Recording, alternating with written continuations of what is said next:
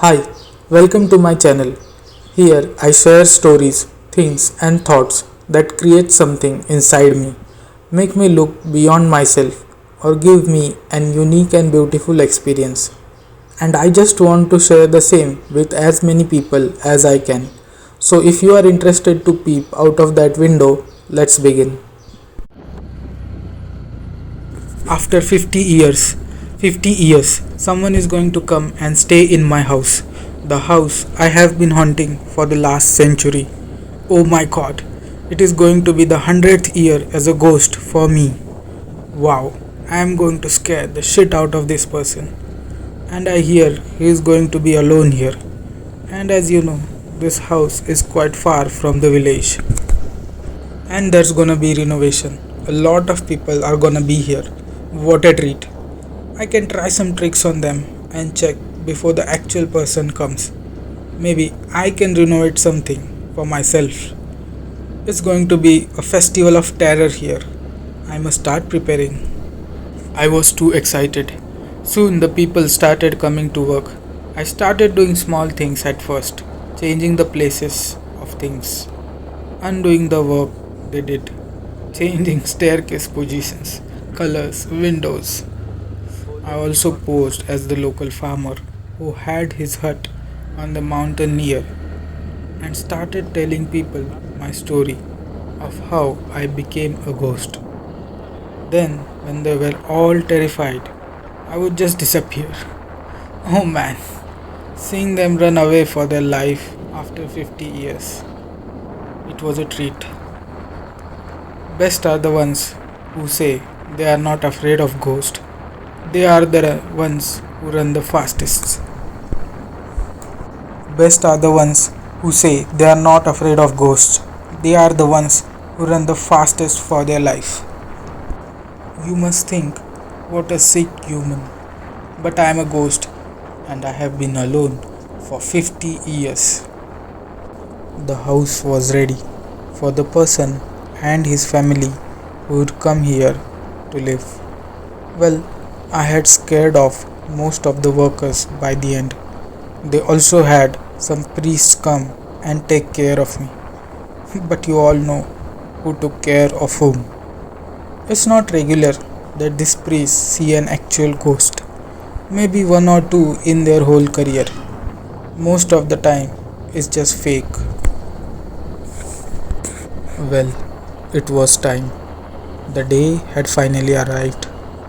I am going to scare the shit out of these people. A car came early morning on the front. It would be great if they have a kid. Ooh, and an old grandma. A man got off the car. A man got off the car with something over his ears. He had just one small bag. I was eagerly waiting for his family to get off. But the car just drove away. That was disappointing. I was hoping a family with at least 3 people. But no worries. These loners think they are daring and not afraid of anything.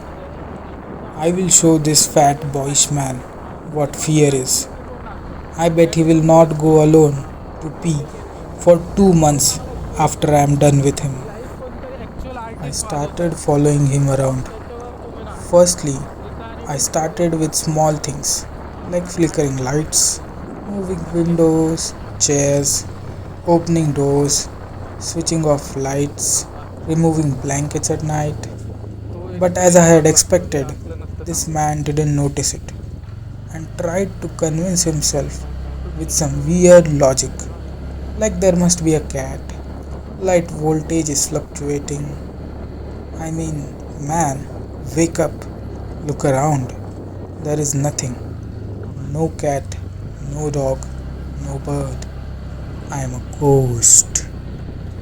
I was kind of intrigued though. The more this man refused to accept the terror, the more it encouraged me. It was time for the next level. Let's see, what can I do? Maybe I will meet him when he goes out, tell him my horror story and disappear. But this man never goes out of his house. His foods, clothes, couriers, even big machines come home directly.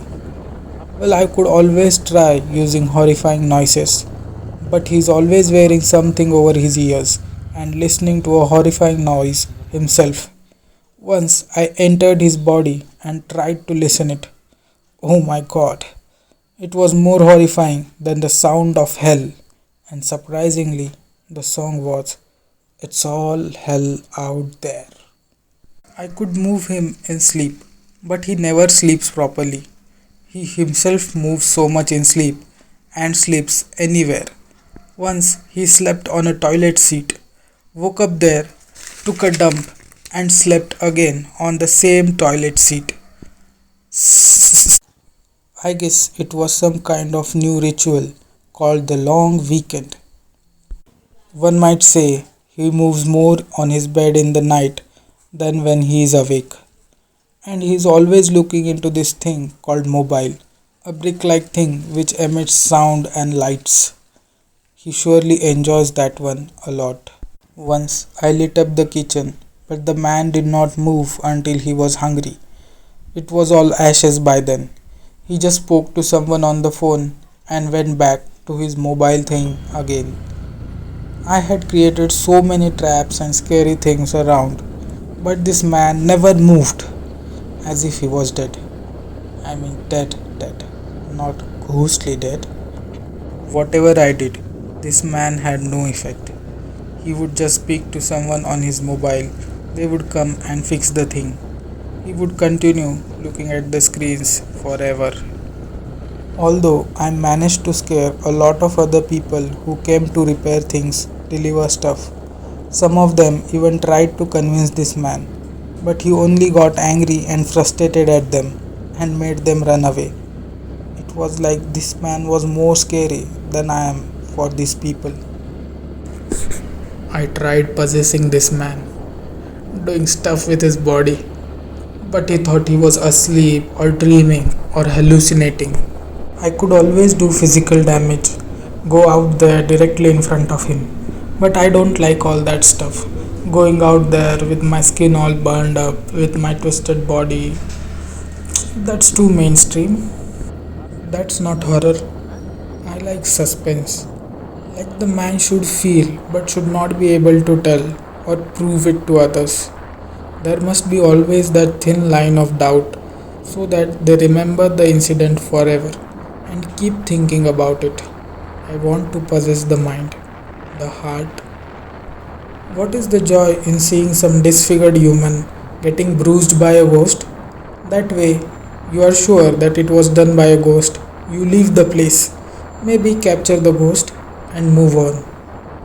But I don't want my, what should I call them, customers, clients, to move on.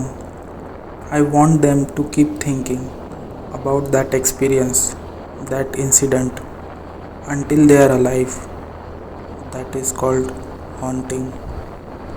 Well, as I see, there is something different about this human. He wakes up, eats something, sits on his chair, moving his hand over that thing, then eats again and sleeps. He barely even walks. He is listening to something, watching something in that mobile thing, almost as if nothing else exists. The surrounding does not matter to him anymore. Everything he wants comes at his doorstep.